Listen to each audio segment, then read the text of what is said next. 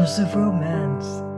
I'm Mardell, reading The Blue Castle by L.M. Montgomery.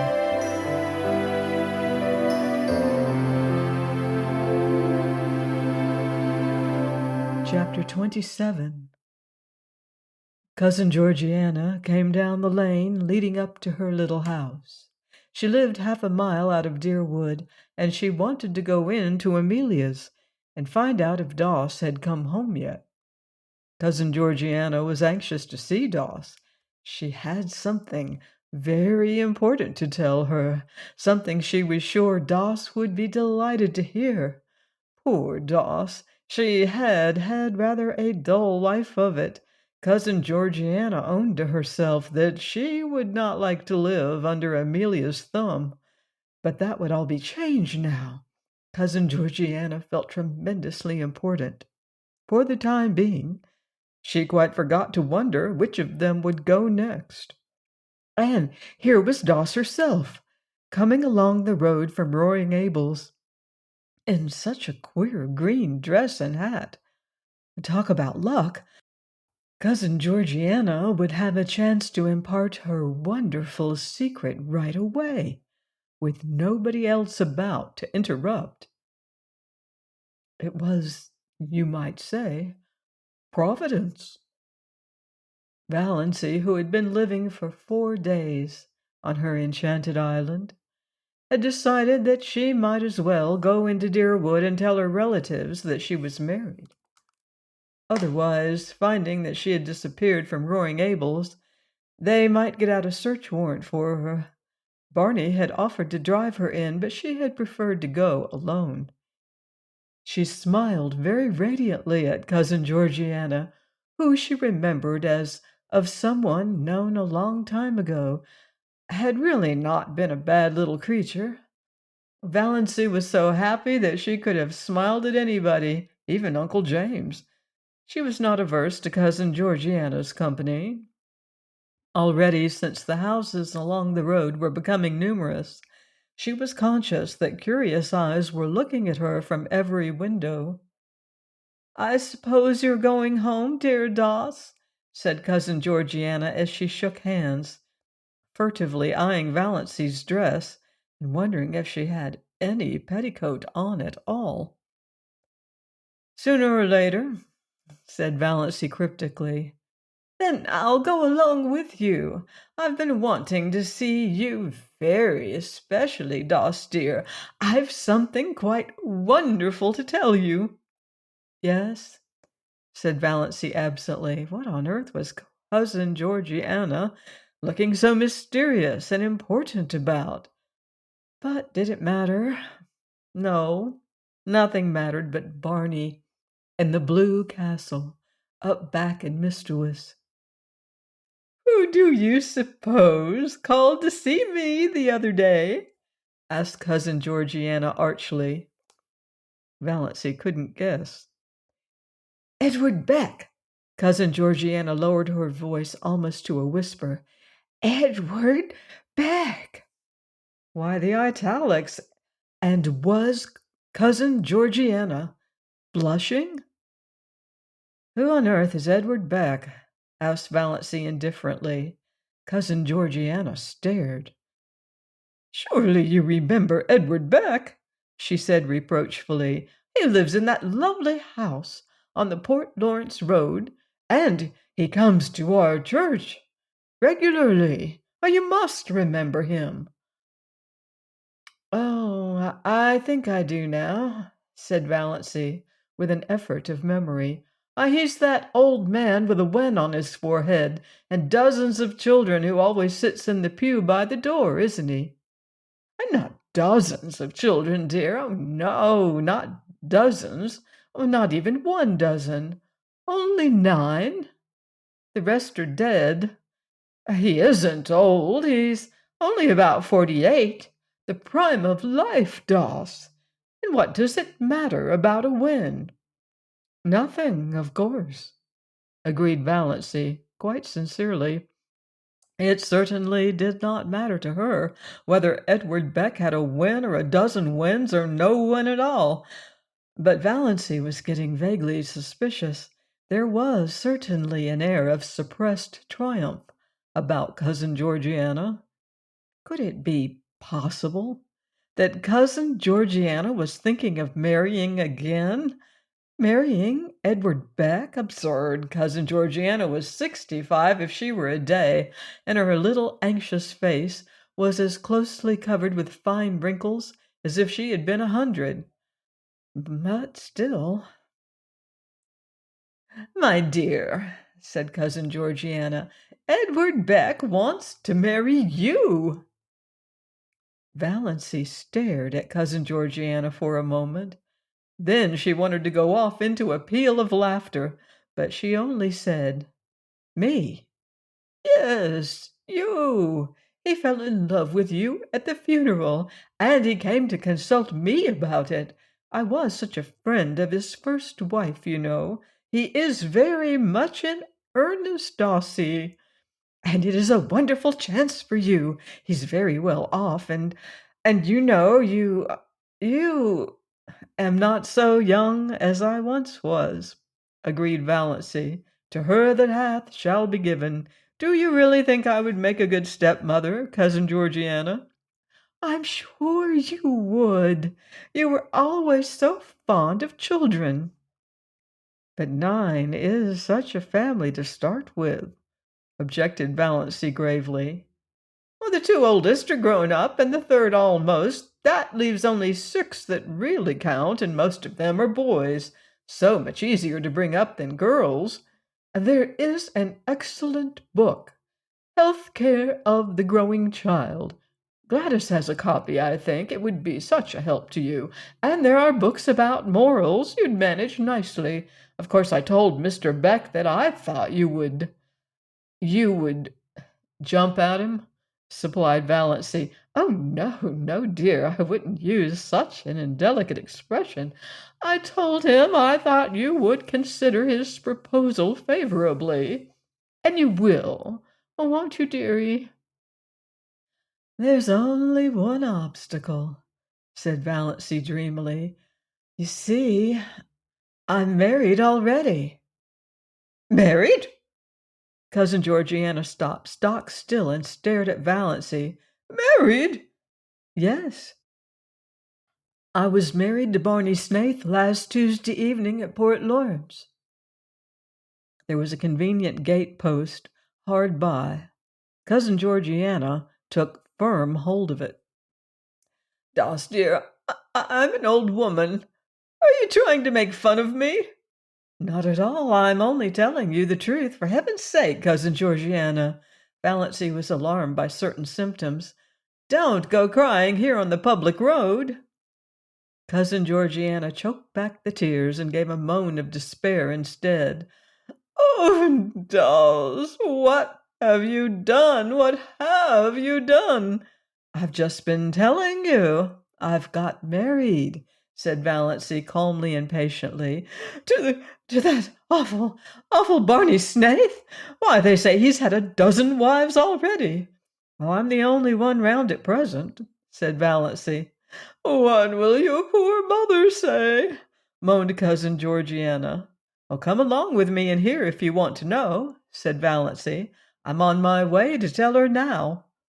Cousin Georgiana let go the gate-post cautiously and found that she could stand alone. She meekly trotted on beside Valancy, who suddenly seemed quite a different person in her eyes.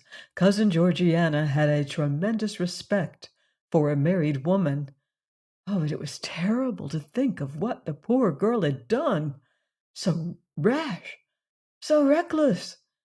Of course, Valancy must be stark mad, but she seemed so happy in her madness that Cousin Georgiana had a momentary conviction that it would be a pity if the clan tried to scold her back to sanity. She had never seen that look in Valancy's eyes before. But what would Amelia say? And Ben? "To marry a man you know nothing about," thought Cousin Georgiana aloud. "I know more about him than I know of Edward Beck," said Valancy. "Edward Beck goes to church," said Cousin Georgiana. Does your husband?" "He has promised that he'll go with me on fine Sundays," said Valancy. When they turned in at the Sterling gate, Valancy gave an exclamation of surprise. "Look at my rose bush! Why, it's blooming!" It was, covered with blossoms, great crimson velvety blossoms, fragrant, glowing, wonderful. "My cutting it to pieces must have done it good," said Valancy, laughing. She gathered a handful of the blossoms, they would look well on the supper table of the veranda at Mistawis, and went still laughing up the walk, conscious that Olive was standing on the steps. Olive, goddess-like in loveliness, looking down with a slight frown on her forehead.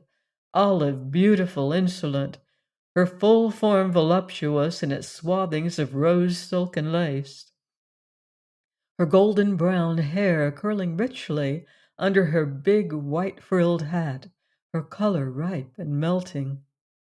Beautiful, thought Valancy coolly, but, as if she suddenly saw her cousin through new eyes, without the slightest touch of distinction. So Valancy had come home, thank goodness, thought Olive. But Valancy was not looking like a repentant, returned prodigal. This was the cause of Olive's frown.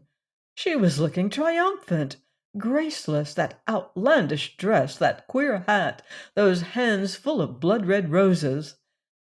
Yet there was something about both dress and hat, as Olive instantly felt, that was entirely lacking in her own attire. This deepened the frown. She put out a condescending hand. "So you're back, Doss. Very warm day, isn't it? Did you walk in?" "Yes, coming in?" "Oh, no, I've just been in. I've come often to comfort poor Auntie. She's been so lonesome. I'm going to Mrs. Bartlett's tea. I have to help poor. She's giving it for her cousin from Toronto. Such a charming girl. You'd have loved meeting her, Doss. I think Mrs. Bartlett did send you a card. Perhaps you'll drop in later on." "No, I don't think so," said Valancy indifferently. "I'll have to be home to get Barney's supper. We're going for a moonlit canoe ride around Mistawa tonight." "Barney? Supper?" gasped Olive. "What do you mean, Valancy Sterling?" "Valancy Snaith, by the grace of God." Valancy flaunted her wedding ring in Olive's stricken face. Then she nimbly stepped past her and into the house. Cousin Georgiana followed. She would not miss a moment of the great scene, even though Olive did look as if she were going to faint. Olive did not faint. She went stupidly down the street to Mrs. Bartlett's. What did Doss mean? She couldn't have. That ring. Oh, what fresh scandal was that wretched girl bringing on her defenseless family now?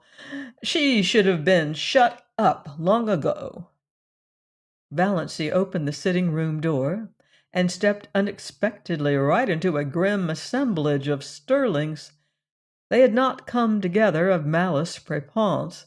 Aunt Wellington and Cousin Gladys and Aunt Mildred and Cousin Sarah had just called in on their way home from a meeting of the Missionary Society.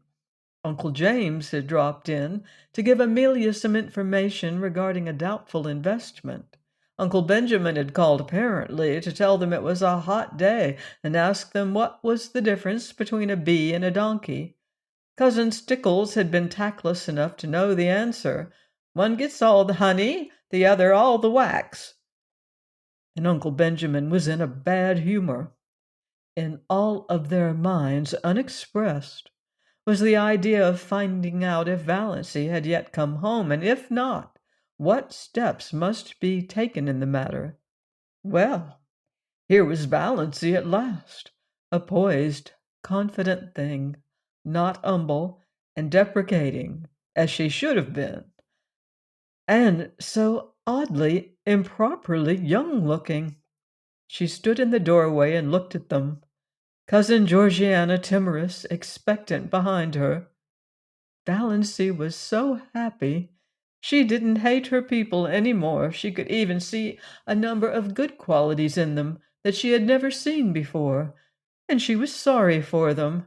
Her pity made her quite gentle. "Well, mother," she said pleasantly. "So you've come home at last," said Mrs. Frederick, getting out a handkerchief. She dared not be outraged, but she did not mean to be cheated out of her tears. "Well, not exactly," said Valancy. She threw her bomb. "I thought I ought to drop in and tell you I was married last Tuesday night to Barney Snaith." Uncle Benjamin bounced up and sat down again.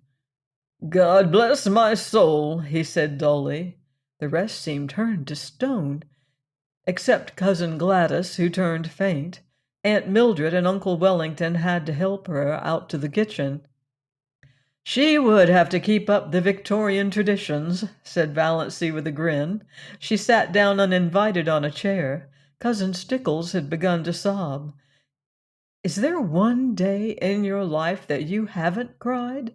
asked Valancy curiously. "Valancy," said Uncle James, being the first to recover the power of utterance, "did you mean what you said just now?" "I did." "Do you mean to say that you have actually gone and married that notorious Barney Snaith? That criminal that—" "I have."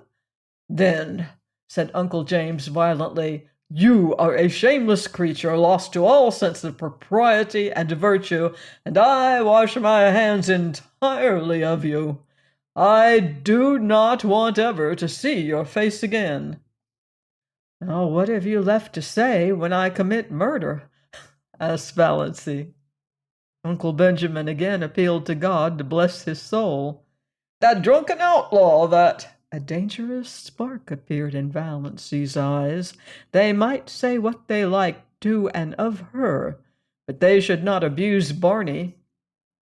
"Say damn and you'll feel better," she suggested.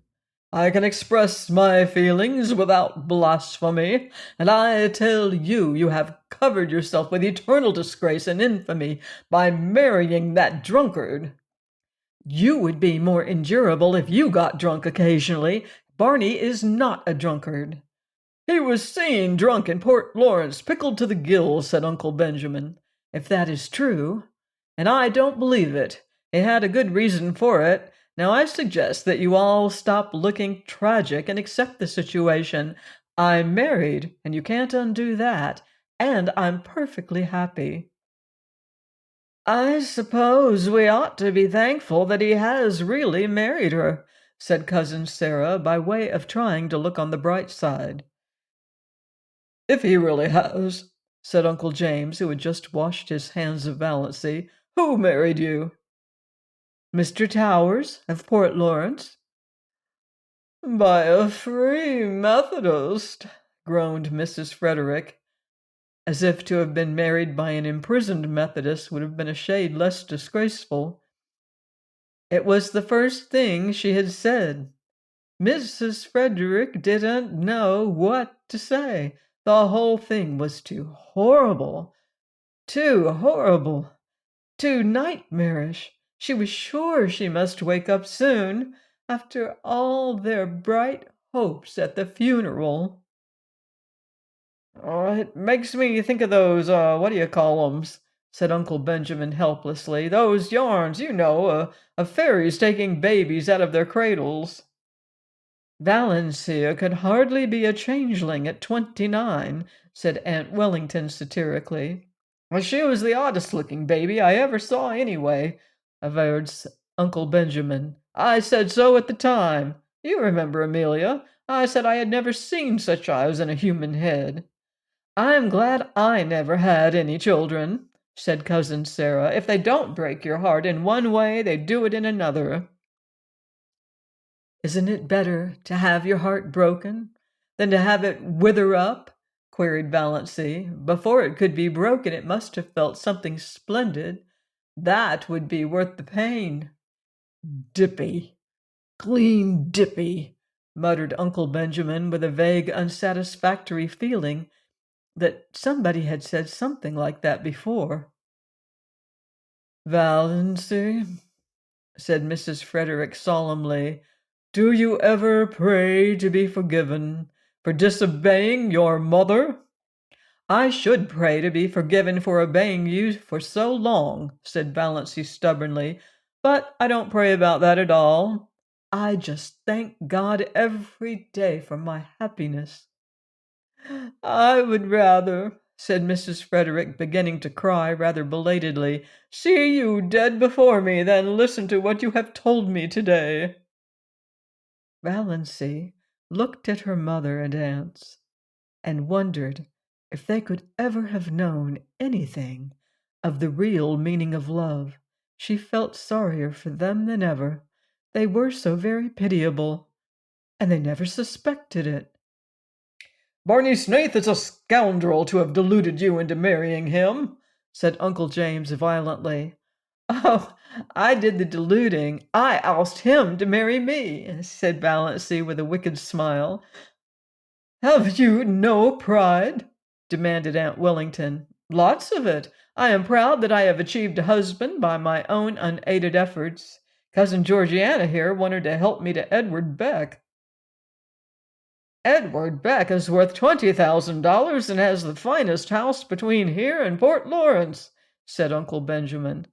"That sounds very fine," said Valancy scornfully, "but it isn't worth that," she snapped her fingers, "compared to feeling Barney's arms around me and his cheek against mine." "Oh, Doss," said Cousin Stickles. Cousin Sarah said, "Oh, Doss." Aunt Wellington said, "Valancy, you need not be indecent." "Why, it surely isn't indecent to like to have your husband put his arm around you. I should think it would be indecent if you didn't." "Why expect decency from her?" inquired Uncle James sarcastically. "She has cut herself off from decency forevermore. She has made her bed. Let her lie on it." "Thanks," said Valancy very gratefully. "How you would have enjoyed being Torquemada. Now I must really be getting back. Mother, may I have those 3 woolen cushions I worked last winter?" "Take them. Take everything," said Mrs. Frederick. "Oh, I don't want everything or much. I don't want my blue castle cluttered. Just the cushions. I'll call for them some day when we motor in." Valancy rose and went to the door. Then she turned. She was sorrier than ever for them all. They had no blue castle in the purple solitudes of Mistawis. "The trouble with you people is that you don't laugh enough," she said. "Doss, dear," said Cousin Georgiana mournfully, "some day you will discover that blood is thicker than water." "Of course it is. But who wants water to be thick?" parried Valancy. "We want water to be thin, sparkling, crystal clear." Cousin Stickles groaned. Valancy would not ask any of them to come and see her. She was afraid they would come out of curiosity, but she said, "Do you mind if I drop in and see you once in a while, Mother?" "My house will always be open to you," said Mrs. Frederick with a mournful dignity. "You should never recognize her again," said Uncle James sternly, as the door closed behind Valancy. "I cannot quite forget that I am a mother," said Mrs. Frederick. "My poor unfortunate girl." "I dare say the marriage isn't legal," said Uncle James comfortingly. "He has probably been married a half a dozen times before, but I am through with her. I've done all I could, Amelia. I think you will admit that. Henceforth," Uncle James was terribly solemn about it, "Valancy is to me as one dead. "Mrs. Barney Snaith," said Cousin Georgiana, as if trying it out to see how it would sound. "He has a score of aliases, no doubt," said Uncle Benjamin. "For my part, I believe the man is half Indian. I haven't a doubt they're living in a wigwam." "If he has married her under the name of Snaith, and it isn't his real name, wouldn't that make the marriage null and void?" asked Cousin Stickles hopefully. Uncle James shook his head. "No, it is the man who marries, not the name." "You know," said Cousin Gladys, who had recovered and returned but was still shaky, "I had a distinct premonition of this. At Herbert's silver dinner, I remarked it at the time. When she was defending Snaith, you remember, of course. It came over me like a revelation. I spoke to David when I went home about it." "What? What," demanded Aunt Wellington of the universe, "has come over Valancy? Valancy?" The universe did not answer, but Uncle James did. "Isn't there something coming up of late about secondary personalities cropping out? I don't hold with many of those newfangled notions, but there may be something in this one. It would account for her incomprehensible conduct." "Valancy is so fond of mushrooms," sighed Cousin Georgiana. "I'm afraid she'll get poisoned eating toadstools by mistake, living up back in the woods." "There are things worse than death," said Uncle James, believing that it was the first time in the world that such a statement had been made. "Nothing can ever be the same again," sobbed Cousin Stickles.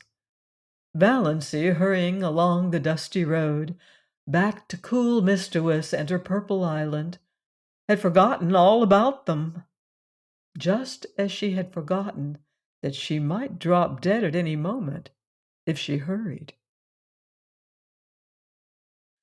Please join me next time for another romantic chapter of The Blue Castle by L.M. Montgomery, here on Love's Tender Flame. In the meantime, love deeply and live beautifully.